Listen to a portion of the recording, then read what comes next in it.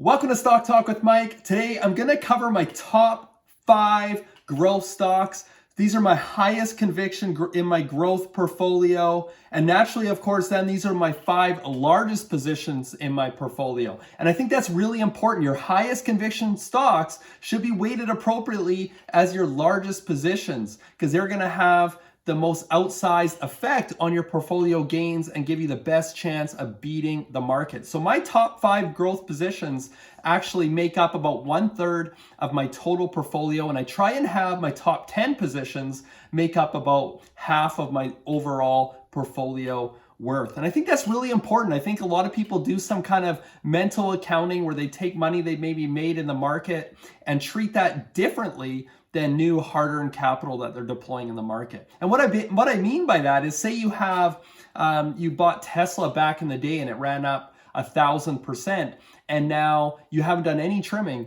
and now it's a 40% weighting in your portfolio. Well, you're saying if you started investing today, you think you want 40% of your portfolio in Tesla because you think it's by far going to outperform, and that is how you're ranking against the other stocks in your portfolio. But that money that you have in there is the exact same dollar per dollar as new hard-earned capital that you're deploying in the market. So I think allocation is so important. It's so important to properly weight positions in your portfolio, in my opinion, and give you the best chance of outsized returns. And I don't mean micromanaging. I don't try and trade in and out of positions or trim here and there all the time.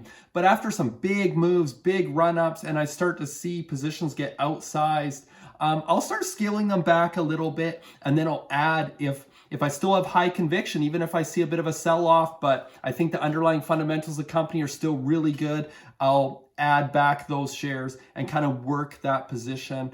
And at least once a year, I like to kind of reallocate my position sizes and make sure I'm feeling good about the weight of each stock in my portfolio. So let's get right into it. I'm going to start with number 5, my 5th largest position, and go through these. I'm going to start with my holdings in the position and then talk about my 3 reasons why they're a high conviction stock for me.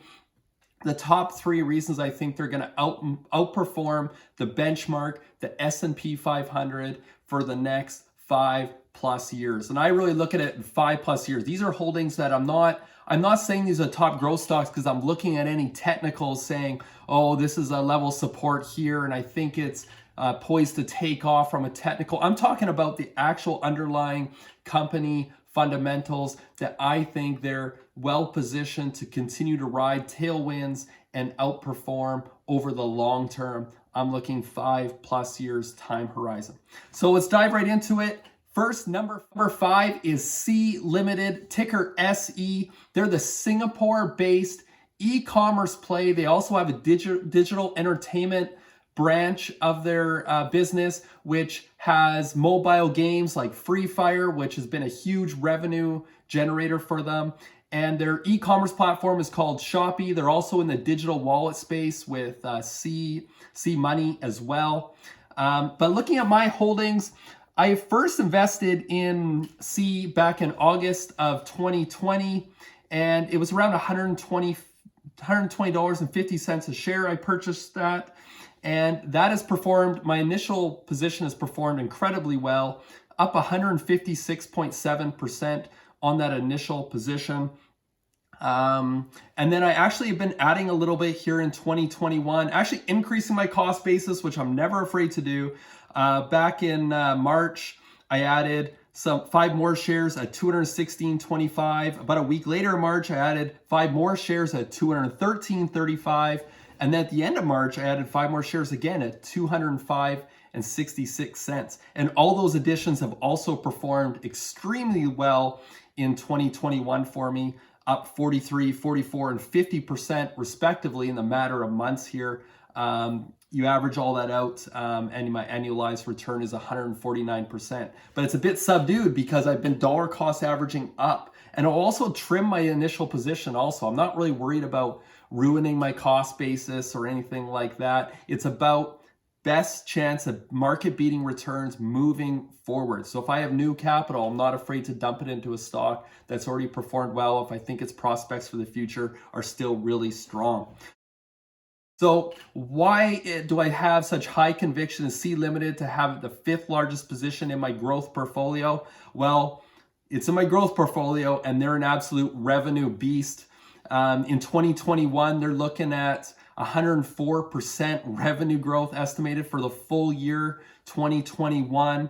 And they're actually, just along those lines too, last quarter, 364% increase in gross profit. So that's great to see as well. I really think they're going to be able to continue to improve those margins.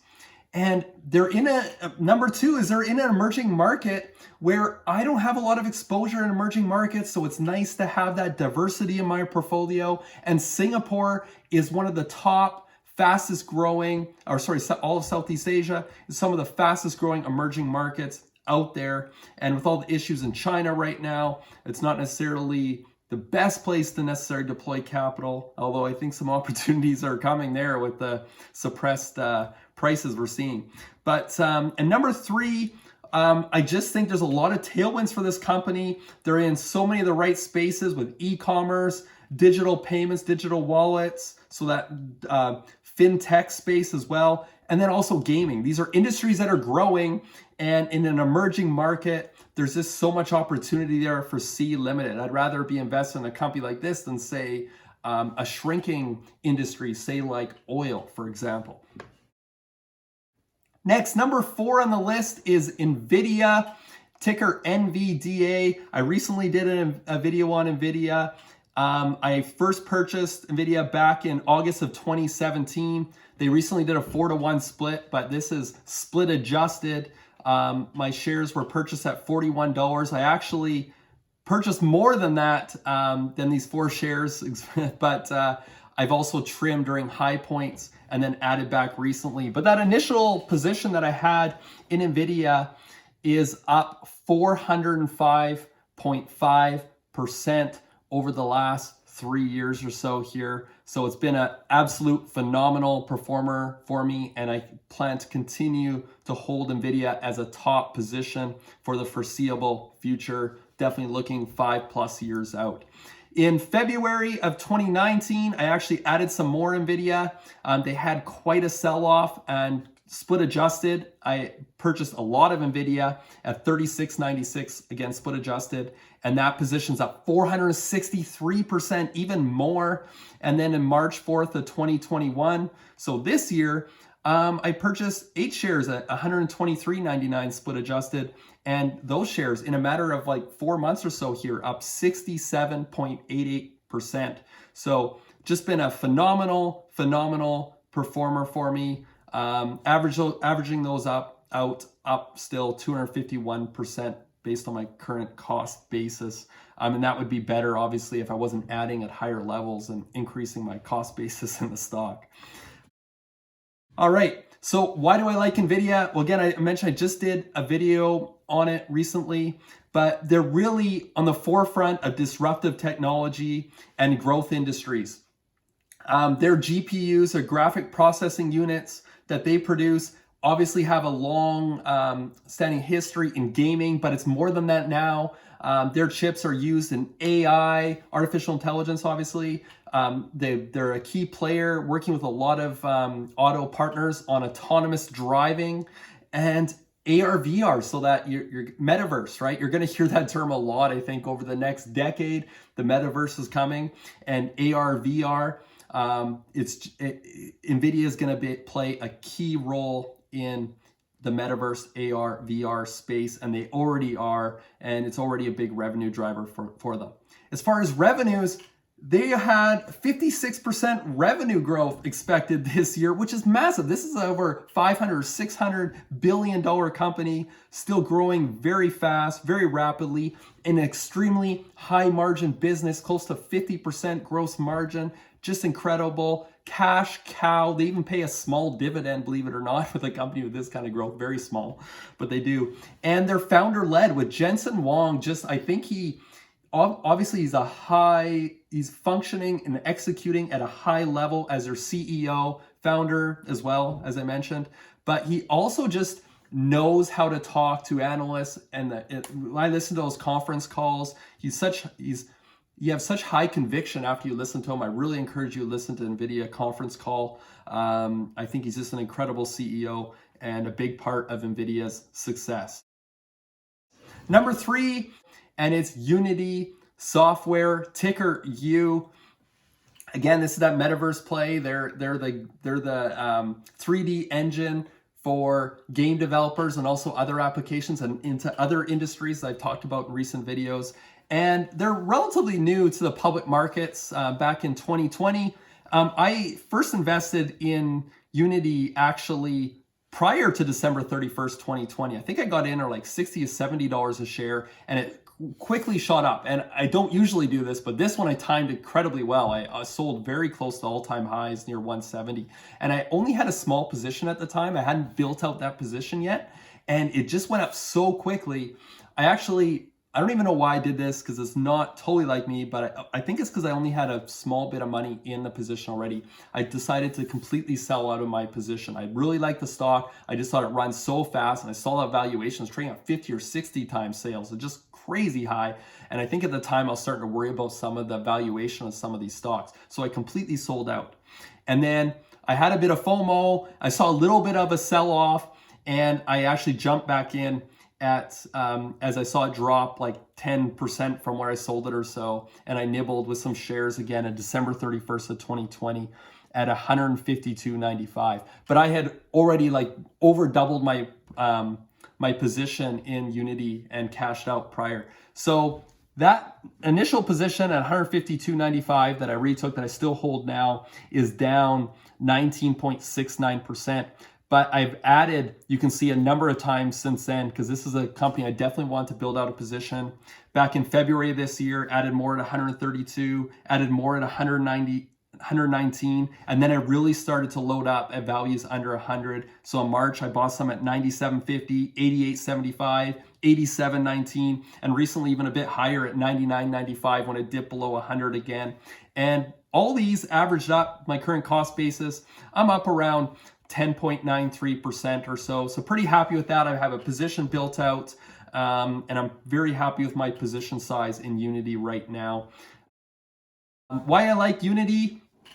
Well, I can't think of a company more directly in that AR/VR metaverse space with that 3D virtual reality engine that they have for developers for creating tools, not only in gaming, but as I mentioned in another video too, whether it's in education, these immersive experiences that they can create, that developers can create using Unity software for, again, education, for the movie industry, for engineers, drafting, think of, and construction. Like so many different industries are going to reap the benefits sort of the AR/VR metaverse.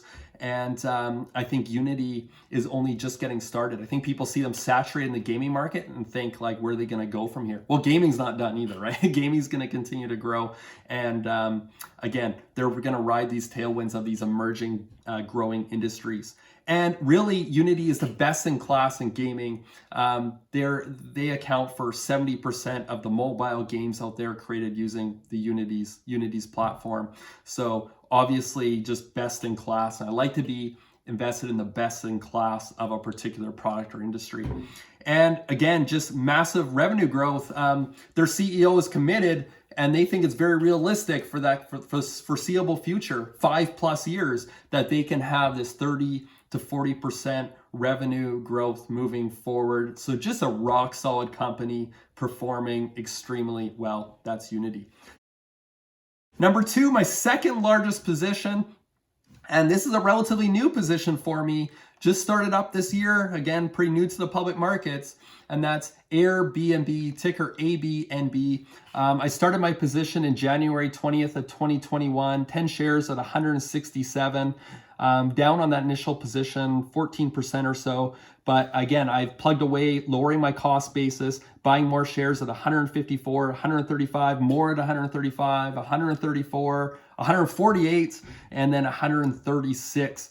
And basically pretty flat. I'm down 2%, just over 2% overall on my position on A, B, and B. But that's fine as I've been building it out. And this kind of stagnant price action, this kind of consolidation it's been doing in a small, tight range here has given me an opportunity to build out my position as I had capital available to put into the markets. So yeah, I'm happy with my position size. Airbnb is a pretty high conviction stock for me, and I wanted to build it out to be one of the top 5 positions in my portfolio. And the relatively poor, flat stock performance has allowed me to build it up to where it's like the second largest position in my portfolio right now. But I'd be happy anywhere in the top 5 with Airbnb as far as position weighting. So why I like Airbnb? I love the fact that it's an asset light and scalable business. You think of it, what it's disrupting in the hotel chains and whatnot. Those industries during COVID, for example, where maybe at first during lockdown, stays were down. Those hotels had to pay still for their leases, their buildings, and keep them running. Airbnb can easily scale, asset light. Much lower risk there, I think ultimately could have really become high margin as well. And I mentioned the hotels, so obviously just highly disruptive. I don't see Airbnb going anywhere. I think there's so much demand for Airbnb right now. What they need to continue to grow is more hosts, right? It's an experiential play for me. I don't have a lot of experiential stocks. I also hold Disney in my Staples value account portfolio. But I don't have a lot of experiential plays, and I like Airbnb's prospects over the next 5-10 years over, say, many of the hotel chains out there. And they are growing fast. I think they could have come maybe public sooner, but they have about 68% revenue growth here in 2021, granted off really poor comps in 2020, but I like what I'm seeing as far as the big growth in Airbnb and the disruption there. All right, number 1, my highest conviction growth stock, my largest position in my portfolio, and that is Square. I've owned Square since August 17, 2017. Shows 18 shares here at $25.09. It's been a phenomenal performer. I actually had more shares in that initial position than that, but I did trim it a little bit before adding more again. And that initial position went on to go up over 1,000% for me. Currently, those shares are up 948% as it's a little bit off the all-time highs. But, I've been investing in individual stocks for 5 years now or so, and I've actually had 3 companies in 2020 hit 1,000% gains. So that was pretty impressive, I was pretty excited about that. And but I've been adding and increasing my cost basis because I still think Square is just getting started and has a lot of huge growth drivers ahead of them. So I added more in March of 2021 at $227 a share. So again, my original cost base is $25, and I was adding more here at $227. And even those shares I added to for $227, even those are up 15% year to date. And I added more. It had a bit of a sell-off there later in the spring, bought more at $194.50, and then more again recently at $239, as I really wanted to keep Square my largest, most heavily weighted position in my portfolio. I think it's around 7% right now. I generally don't let a stock get over about 10% in my portfolio. And that's when I start really kind of trimming down some of these high flyers where 1,000% gains, etc. Otherwise, they'd be like 30 or 40% weighting in my portfolio. And I just don't like putting that much weighting or risk into one stock's performance. So again, even the ones I bought recently, even July, up 9% or so. My May purchases up 35%. So performed very well for me to date so far this year, currently at $263 a share. And my average cost basis, I'm up 108%. So don't be afraid to ruin your cost basis and your total gain in a stock, right? It doesn't make that initial purchase I made any less valuable. The fact that I bought more recently and it only shows now as a total gain of 108%. I'm just actually making more money by putting more money in now and seeing those, realizing those gains in the stock. So why I like Square, they're totally disrupting the banking industry. The big banks are trying to get on board now, but they're, not quite there. They're just an innovation leader and so customer focused. They're building out products that will help serve customers. And they just applied for their bank charter, obviously, and their small business ecosystem, whether it's small business e-commerce, on the ground payments through their chip readers, etc., which a lot of people think basically all they do. Their movements within the Cash App to buy and sell Bitcoin and even stocks, and just their frictionless transactions that they're building out. They have so much opportunity ahead of them, as they take on small loans, etc. I just think there's a lot of optionality, a lot of future revenue drivers for them. So they're just a revenue growth beast, but their revenue numbers look crazy inflated now because the accounting that they have to do now that they transact Bitcoin and people can buy and sell Bitcoin on the Cash App. Every time someone buys, say, $1,000 of Bitcoin on the Cash App, they have to put that on the revenue line. So the revenue numbers look totally inflated. So you almost, and it makes sense. So you can't really look at that revenue number anymore. And that's exactly what Square's kind of said, like it's going to be misleading. So we got to really focus on the gross profit line. And gross profit last quarter up 91%. So again, this is a company that is executing on all levels. And I listen to conference calls and Jack Dorsey just seems on it. And I really like the customer focus and building out these new products. I think he's a visionary as far as, sort of being ahead of the curve. And I think a lot of ways ahead of PayPal, a lot of these product developments. What I'm noticing with some of these new offerings of Square is PayPal's just one step behind as far as the development, even though they're a bigger company. So that is why I like Square. I should say though, don't get me wrong, PayPal's also a phenomenal company. I just, for me, I want to pick one in the space, and I think, in my opinion, Square is the best suited for sort of dominating this space in the future, in my opinion. So anyways, those are my top 5 growth stocks. Maybe I'll do another video covering my top 5 value staple stocks that I hold in another portfolio. But that's about all I have today. Thank you so much for watching. Happy investing.